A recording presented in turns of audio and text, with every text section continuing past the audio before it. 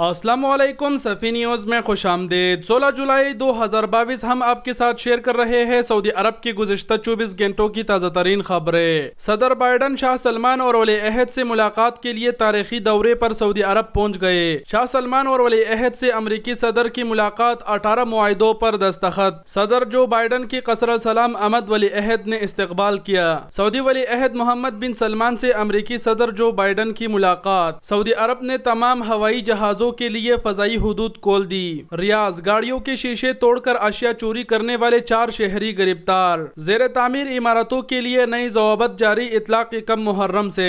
Jeddah حجاج کی واپسی، حج terminal پر immigration کی اضافی کاؤنٹرز۔ مسجد الحرام میں زائرین کے لیے جدید سہولتیں۔ مشاعرہ مقدسہ میں دنیا کے طویل ترین ٹھنڈی سڑک۔ تفصیلات میں جانے سے پہلے آپ تمام احباب سے ایک چھوٹی سی یاد دہانی کرتے چلے کہ اگر آپ نے ابھی تک صفی نیوز کو جوائن نہیں کیا ہے، لائک اور سبسکرائب کی شکل میں تو ضرور کر لیجئے، اور اگر آپ نے آلریڈی چینل کو سبسکرائب اور پیج کو لائک کیا ہے تو آپ کا بہت بہت شکریہ تہہ دل سے۔ صدر بائیڈن شاہ سلمان اور ولی عہد سے ملاقات کے لیے تاریخی دورے پر سعودی عرب پہنچ گئے۔ امریکی صدر جو بائیڈن اسرائیل اور فلسطین میں 2 دن گزارنے کے بعد اپنے دورے مشرقی وسطی کے آخری پڑاؤ سعودی عرب پہنچ گئی ہے۔ 2 روزہ دورے سعودی عرب کے دوران امریکی صدر جو بائیڈن سعودی فرمانروا شاہ سلمان بن عبدالعزیز اور ولی عہد شہزادہ محمد بن سلمان سے ملاقات کریں گے۔ شاہ سلمان اور ولی عہد سے امریکی صدر کی ملاقات، 18 معاہدوں پر دستخط۔ خادم حرمین شریفین شاہ سلمان بن عبدالعزیز سے جدہ کے قصر السلام میں امریکی صدر جو بائیڈن نے ملاقات کی۔ جمعے کو ہونے والی اس ملاقات میں سعودی ولی عہد شہزادہ محمد بن سلمان بھی موجود تھے۔ خادم حرمین شریفین نے امریکی صدر اور ان کے ہمراہ وافد کو سعودی عرب میں خوش آمدید کہا۔ سعودی پریس ایجنسی کے مطابق سعودی عرب اور امریکہ کے درمیان 18 نئے معاہدے ہوئے ہیں جن کا تعلق سرمایہ کاری، توانائی اور صحت کے شعبوں سے ہے۔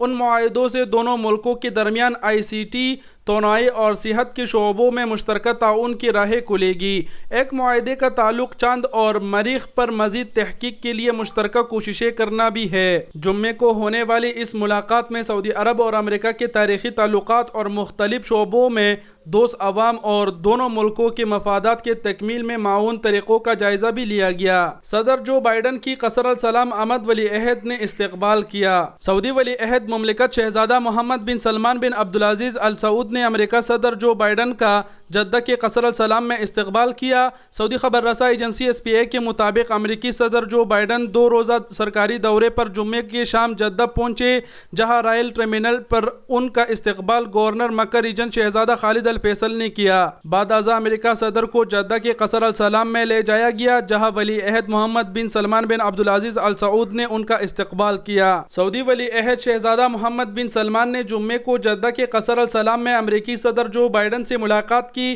اس موقع پر دونوں ملکوں کے عہدیدار بھی موجود تھے۔ الشرق الاوسط کے مطابق فریقین نے دونوں دوست ملکوں کے درمیان تعاون کے طریقوں اور خطے اور دنیا بھر کے درپیش چیلنجوں سے نمٹنے کی تدابیر پر بھی تبادلہ خیال کیا۔ سعودی عرب نے تمام ہوائی جہازوں کے لیے فضائی حدود کھول دی۔ سعودی عرب کے جنرل اتھارٹی ابسول ایویشن نے کہا ہے کہ جب تک اضافی پروازوں کی ضرورت ہے، تمام مسافر جہاز سعودی فضائی حدود استعمال کر سکتے ہیں۔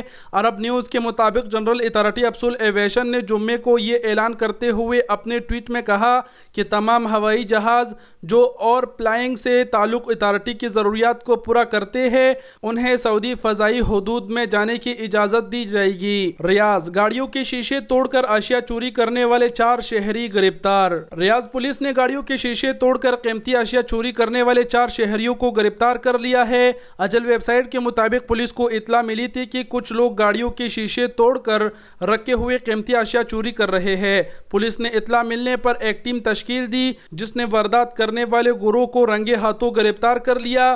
یہ 4 افراد پر مشتمل ہے اور سعودی شہری ہے۔ ان کے قبضے سے برآمد ہونے والے اشیاء بھی ضبط کر لی گئی۔ ریاض پولیس کے مطابق چاروں کو ابتدائی تحقیق کے بعد پبلک پروسیکیوشن کے حوالے کر دیا گیا ہے۔ زیر تعمیر عمارتوں کے لیے نئی ضوابط جاری، اطلاق 1 محرم سے۔ وزارت بلدیہ ودہی امور و ہاؤسنگ کا کہنا ہے کہ یکم محرم 1440 سے زیر تعمیر عمارتوں کے اطراف میں محسوس باؤنڈری لگانا ضروری ہوگا۔ سبق نیوز کے مطابق وزارت کی جانب سے یہ بھی کہا گیا ہے کہ اقدام کا مقصد ماحول کو بہتر بنانا اور راہگیروں کی حفاظت ہے۔ وزارت کی جانب سے جاری ہدایت میں مزید کہا گیا ہے کہ زیر تعمیر عمارتوں کے اطراف میں باؤنڈری وال لگانے کے لیے ضوابط بھی مقرر کر دیے گئے ہیں جن پر عمل کرنا ضروری ہوگا۔ مقررہ ضوابط میں کہا گیا ہے کہ زیر تعمیر عمارتوں کے اطراف میں باؤنڈری وال لگانے سے عمارت میں موجود تعمیراتی سامان جبکہ راہگیروں اور وہاں کھڑے گاڑیاں بھی محفوظ رہے گی۔ وزارت نے اس حوالے سے ڈیڈ لائن بھی جاری کی ہے جس کے مطابق یکم محرم کے بعد سے جو افراد یا ادارے زیر تعمیر عمارت کے اطراف میں باؤنڈری وال نہیں لگائیں گے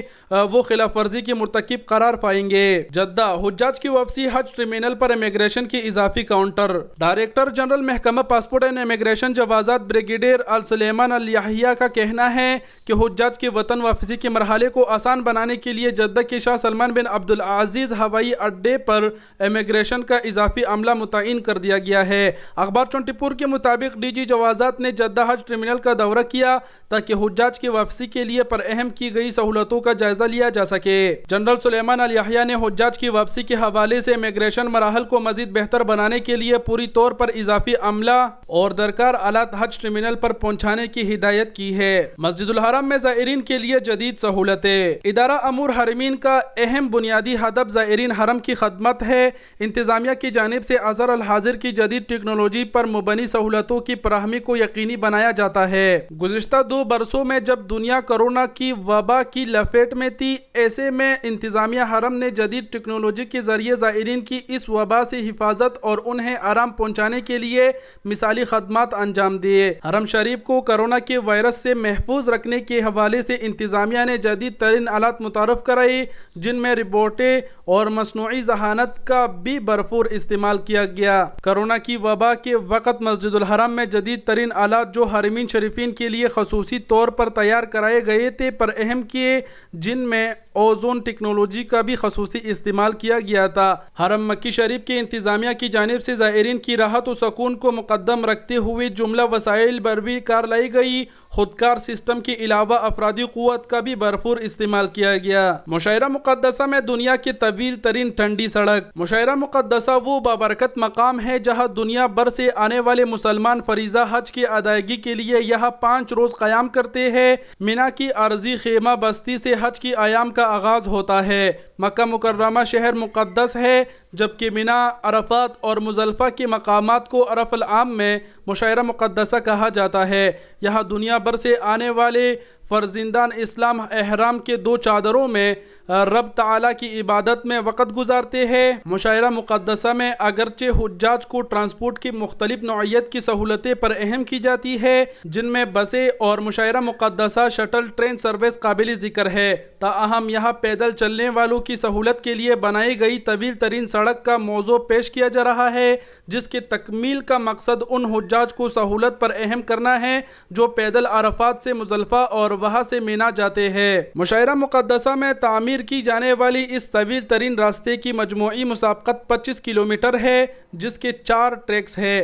پہلے ٹریکس کی لمبائی 5100 میٹر ہے، دوسرا ٹریک 7580 میٹر طویل ہے، تیسرا ٹریک کی طوالت 7556 میٹر جبکہ چوتھا ٹریک 4620 میٹر طویل ہے۔ ٹنڈی سڑک کی تعمیر انٹر لاک سسٹم کے تحت کی گئی ہے۔ اس میں ایسے اینٹی نصب کی گئی ہے جو دھوپ کی تمازت جو جذب نہیں کرتے اور گرمی کے نمکس کرتے ہوئے راستے کو ٹھنڈا رکھتی ہے۔ اس سڑک پر جگہ جگہ حجاج کرام کے آرام اور انہیں تیز دھوپ سے بچانے کے لیے چھتریاں نصب کی گئی ہے جبکہ پانی کی پورا برسانے والے ستون بھی جگہ جگہ نصب ہے جس کی وجہ سے دھوپ میں بھی وہاں کا موسم خوشگوار ہوتا ہے۔ حجاج کرام کو دشواری کا سامنا نہیں کرنا پڑتا۔ طویل ترین ٹھنڈی سڑک پر جگہ جگہ کرسیاں بھی نصب کی گئی ہے جن کی تعداد 1000 ہے۔ کرسیاں اور بینچوں کا مقصد پیدل چلنے والے حجاج کو سستانے کے لیے بیٹھنے کی مناسب جگہ پر اہم کرنا ہے۔ یہ تھے گزشتہ 24 گھنٹوں کی اہم ترین خبریں جو ہم نے آپ کے ساتھ شیئر کیے۔ ویڈیو دیکھنے کا بہت شکریہ۔ اپنا بہت سارا خیال رکھیے گا۔ اللہ حافظ۔